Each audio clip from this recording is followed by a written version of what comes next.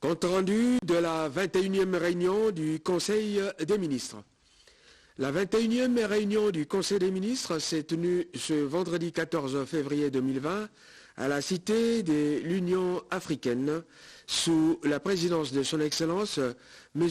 Félix-Antoine Tshisekedi Tshilombo, président de la République, chef de l'État. À l'ordre du jour étaient inscrits les points suivants. 1. Communication de son Excellence, Monsieur le Président de la République, chef de l'État. 2. Points d'information. 3. Approbation d'un relevé des décisions du Conseil des ministres. 4. Examen et adoption des dossiers. 5. Examen et adoption des textes. De la communication de son Excellence, Monsieur le Président de la République. La communication du Président de la République a porté sur les points suivants. 1. Participation au sommet de l'Union africaine d'Addis Abeba du 9 au 10 février. À ce sujet, le Président de la République a informé les membres du gouvernement que le thème retenu à cette occasion était « Faire taire les armes, créer les conditions propices au développement de l'Afrique ». En rapport avec ce thème, les participants ont réfléchi sur l'intérêt pour l'Afrique d'enrayer toutes les zones de guerre pour se tourner vers le développement durable au profit de leur population. Le sommet d'Addis Abeba a également procédé à la désignation du secrétaire général de la zone de libre-échange continentale africaine. Ce poste est revenu à l'Afrique du Sud malgré le soutien apporté au candidat de la République démocratique du Congo par le président de la République. En marge du sommet, le chef de l'État a rencontré M. Charles Michel, président du Conseil européen, avec lequel il a échangé sur des questions d'intérêt commun.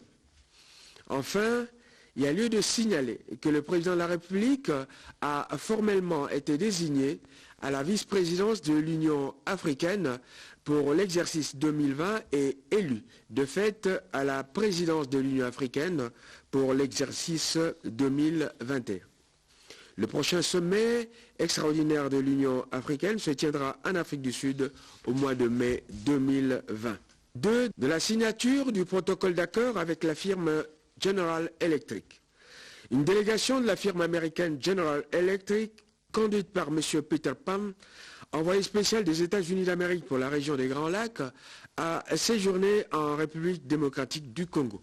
Elle a signé avec la République démocratique du Congo, représentée par le ministre d'État, ministre des Ressources hydrauliques et électricité, un protocole d'accord portant sur la construction des infrastructures électriques pour une capacité de 1000 MW d'ici 3 ans d'une part, et la fourniture de matériel pour l'équipement des hôpitaux et des centres de santé.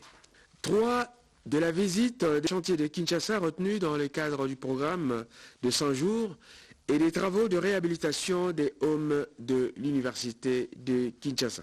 Faisant suite aux conclusions du Conseil des ministres du 7 février dernier, le président de la République est descendu sur terrain pour constater l'état d'avancement des travaux. À l'université de Kinshasa, le chef de l'État a constaté l'état d'avancement des travaux de réhabilitation des homes. À cette occasion, il a recommandé à l'entreprise qui s'en occupe d'accélérer sa cadence de travail.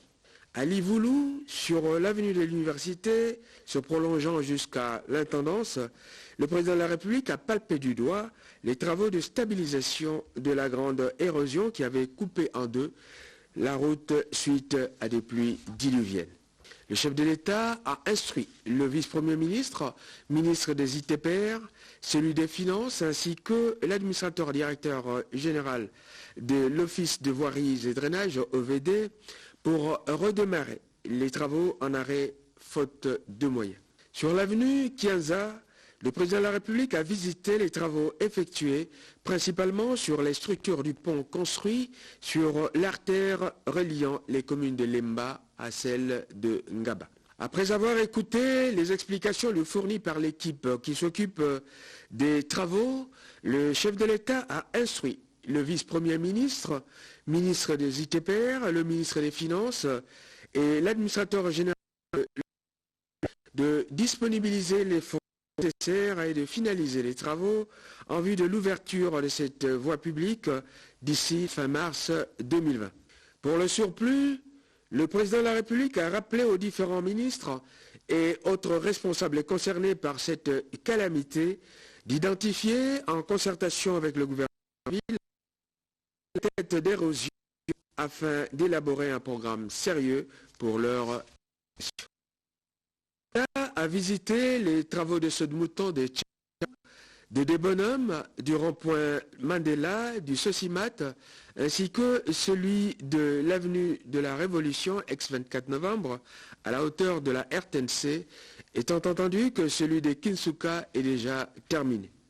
Le constat général est satisfaisant. Les entreprises travaillant en régie avec l'Office de route et l'Office de voirie et drainage ont pris l'engagement ferme de terminer tous les sauts de moutons avant le 30. Ceci suivant le plan de décaissement qui avait été arrêté à l'issue de la rencontre entre le Premier ministre, les vice-premiers ministres du budget et des ITPR, le ministre des Finances, le gouverneur de la Banque centrale, les patrons des entreprises prestataires, ainsi que les ADG de l'Office des routes et de l'Office de voirie et drainage. En attendant la finalisation des travaux, le président de la République a donné les instructions strictes et claires au commissaire général de la police nationale, au commissaire provincial, d'assurer la sécurité des chantiers, la fluidité de la circulation des véhicules, ainsi que l'interdiction de l'installation des marchés pirates autour et près des chantiers. Point 4 de la tenue à Kinshasa du sommet des chefs d'État sur le mécanisme du suivi de l'accord d'Addis Abeba. En rapport avec la tenue le 24 février prochain à Kinshasa du sommet des chefs d'État du mécanisme de suivi de l'accord d'Addis Abeba, le président de la République a chargé le Premier ministre d'instruire tous les ministres concernés par cet événement à en assurer la pleine réussite. De la nomination des hauts magistrats du pouvoir judiciaire. À ce sujet, le président de la République a indiqué que la nomination de ces hauts magistrats, qui prêteront leur serment bientôt, est le point de départ de la grande réforme de notre appareil judiciaire qu'il entend impulser afin de mettre fin à l'impunité, aux antivaleurs, à l'injustice et à la corruption. Il a dit sa détermination à redorer l'image de notre justice et de notre pays. Il a terminé en paraphrasant la Bible qui dit que la justice élève une nation. Des points d'information. 1. Le vice-premier ministre, ministre de l'Intérieur, Sécurité et Affaires coutumières. En l'absence du vice-premier ministre en mission, le vice-ministre en charge de l'Intérieur a fait part aux membres du Conseil qu'un calme relatif régnait sur toute l'étendue du territoire. Il a par ailleurs présenté à l'attention des membres du gouvernement les points suivants. État d'esprit de la population. Deux faits majeurs ont marqué l'attention de la population, à savoir la double élection du président de la République en qualité de vice-président de l'Union africaine pour 2020 et de président pour l'exercice 2021, ainsi que la descente du chef de l'État sur le site des Lunikin et sur divers chantiers de sauts de mouton. Autre fait marquant. Dans la province de l'Ituri, la tension intercommunautaire entre l'Endou et Alour, dans les territoires de Djougou et Maïgui, est de nature à déstabiliser cette partie du pays. On note également la menace par le seigneur de guerre Cheikh Hassani Mitenda de transformer son mouvement de revendication malaïka en rébellion dans la province de Maniema. Il faut également signaler la reddition des chefs de guerre Aïa Mutomboki, dit Wali Kale, et Charles Quint au FRDC basé dans le territoire de Chabunda dans le sud Kivu. On fait remarquer également que des journées villes mortes et marches de colère ont été organisées à Bukavu, Baraka, Mwenga et Fizi par la société civile pour réclamer la réhabilitation des routes et même le mécontentement suite au mauvais état des routes, notamment le tronçon Miti-Bukavu. Il faut signaler également l'attaque des vannes de la firme Perenco par des habitants du village Ntchamfumu à Mwanda dans le Congo central pour exiger l'embauche des autochtones. Point concernant le ministre de la Défense nationale et ancien combattant. D'après le ministre de la Défense nationale, la situation est généralement calme sur l'ensemble du territoire, à l'exception des actes d'insécurité posés par des groupes armés à l'est de la République. Quelques faits saillants peuvent être relevés. En territoire d'Ovira, dans la province du Sud Kivu, la pression des FARDC a conduit au retranchement des rebelles burundais FNL avec leurs alliés Maï Maï dans le groupement de Lemera. On signale également une tension persistante dans les plateaux de Minembwe, marquée par des affrontements entre la coalition Maï Maï Bembe Fuliro Nyindu et la milice FRF Ngumino sur fond des vols de bétail dans le sud Kivu. Il y a lieu de faire remarquer également l'apparition en territoire d'Irumu, dans l'Ituri, d'un mouvement insurrectionnel dénommé Force patriotique et intégrationniste du Congo, constitué des membres de la communauté Bira, auxquels se sont joints des éléments de la FRPI réfractaires au processus DDR. Il y a lieu de signaler également la participation du ministre de la Défense à l'exposition de l'armée indienne DEF Expo 2020. On a également noté la visite en République démocratique du Congo du chef d'état-major général des forces de défense du Rwanda en vue de consolider la coopération militaire entre nos deux armées. Il faut également signaler que les FARDC sont désormais classés 8e puissance militaire en Afrique et 71e au monde, suivant le classement de GTF, un site américain spécialisé. 3 vice-premiers ministres, ministre de la Justice et garde des Sceaux. État de la situation de la grève des magistrats. Le vice-premier ministre, ministre de la Justice et garde des Sceaux, a fait rapport au Conseil des ministres sur la situation de mouvement de grève des magistrats qui revendiquent l'application de leur grille barémique des salaires transmis au gouvernement en septembre 2019 et réclament la suppression de l'IPR du fait de son impact négatif sur leur rémunération. Au cours des négociations entre les deux parties, l'équipe gouvernementale conduite par le vice-premier ministre, ministre de la Justice et garde des Sceaux, a soumis aux représentants des syndicats des magistrats des propositions concrètes et conformes à la loi budgétaire 2020. Les magistrats ont sollicité un report pour se concerter avec leur base et revenir pour poursuivre les négociations. Le Conseil a pris acte du rapport du vice-premier ministre, ministre de la Justice et garde des Sceaux sur la grève des magistrats et a encouragé l'équipe gouvernementale aux négociations à rester disponible pour la suite tout en ayant à l'esprit la réalité des moyens actuels de l'État dans les discussions à venir. Vice-premier ministre, ministre du Plan. 1. Note sur l'état des lieux du climat des affaires. 2. Lancement officiel du plan cadre de coopération des Nations Unies pour le développement durable de l'équipe pays Nations Unies en République démocratique du Congo. Ces points ont été renvoyés pour examen à la prochaine réunion du Conseil des ministres. 5. Ministre de l'économie. Il s'agit de la problématique de l'évolution des prix des produits de grande consommation à la date du 13 février 2020. Présentant la situation de l'évolution des prix de produits de grande consommation à la date du 13 février 2020, Madame la ministre de l'économie nationale a relevé que comparativement à sa présentation du 31 janvier 2020, il y a une tendance baissière de certains produits, tandis que d'autres sont demeurés plus ou moins stables.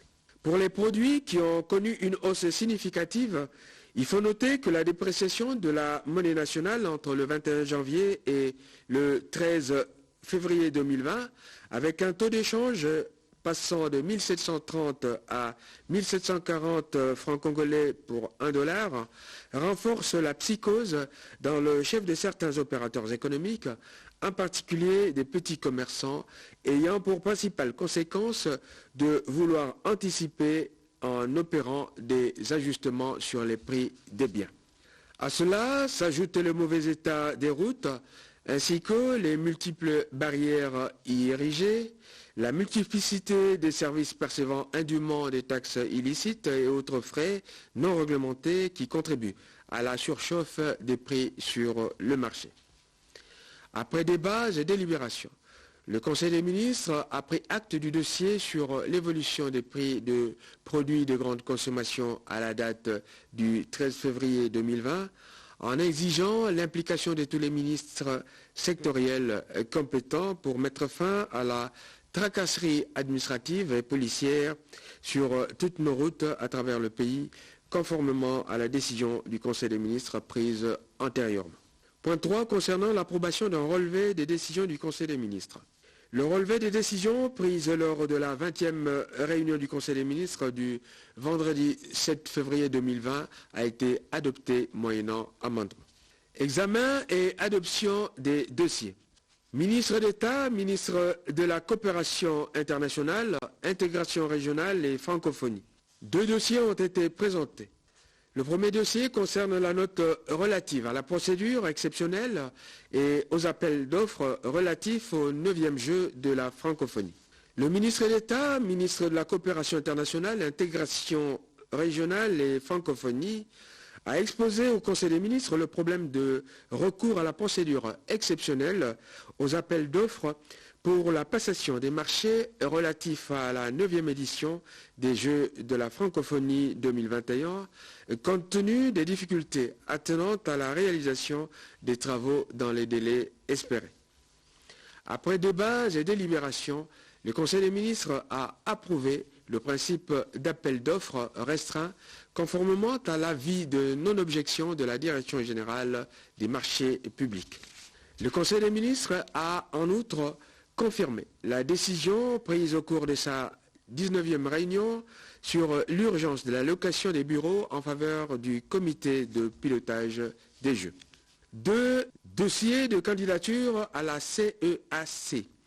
Conformément aux instructions de la 9e session extraordinaire de la conférence des chefs d'État de l'Afrique centrale, CEAC en sigle, tenue à Libreville au Gabon le 18 décembre 2019, le ministre d'État, ministre de la Coopération internationale, intégration régionale et francophonie, a informé le Conseil des ministres du processus en cours de présentation des candidatures aux différents postes de la Commission.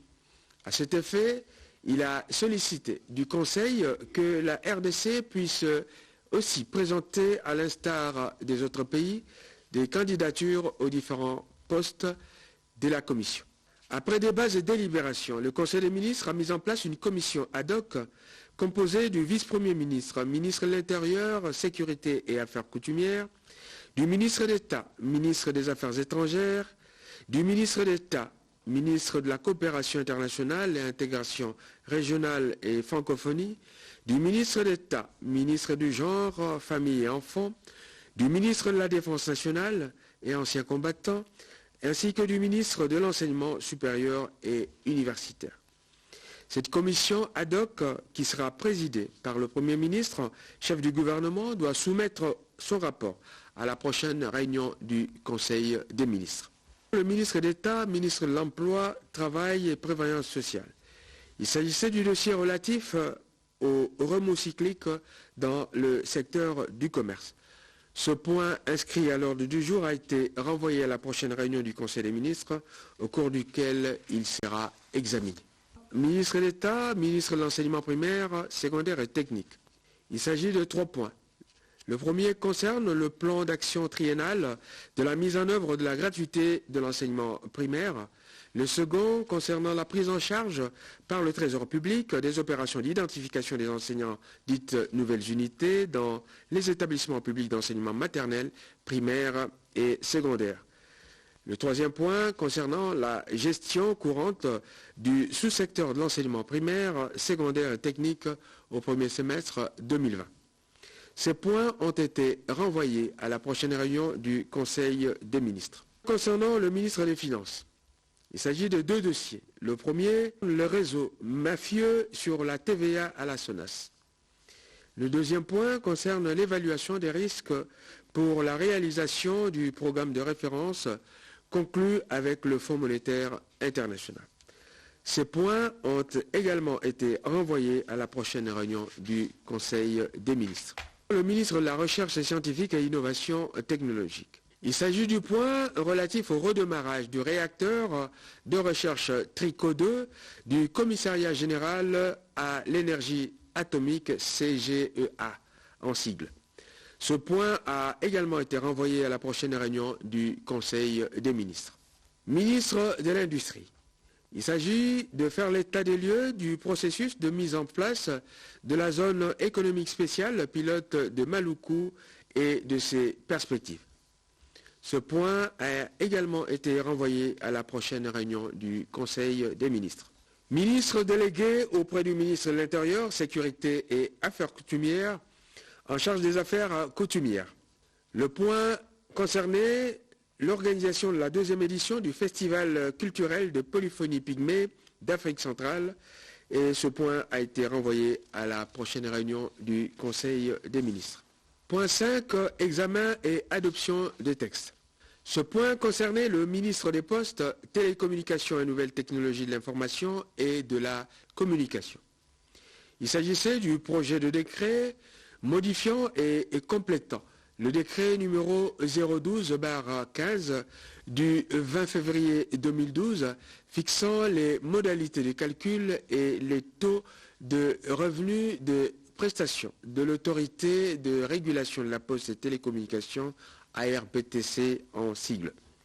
Le traitement de ce texte a été renvoyé à la prochaine réunion du Conseil des ministres. Ministre délégué auprès du ministre des Affaires sociales, chargé des personnes vivant avec handicap et autres personnes vulnérables. Le texte relatif au projet de loi autorisant la ratification par la République démocratique du Congo de la Charte africaine des droits de l'homme et des peuples relatif aux droits des personnes handicapées en Afrique a aussi été renvoyé à la prochaine réunion du Conseil des ministres. Commencé à 13h45, la réunion du Conseil des ministres s'est terminée à 16h34. Je vous remercie.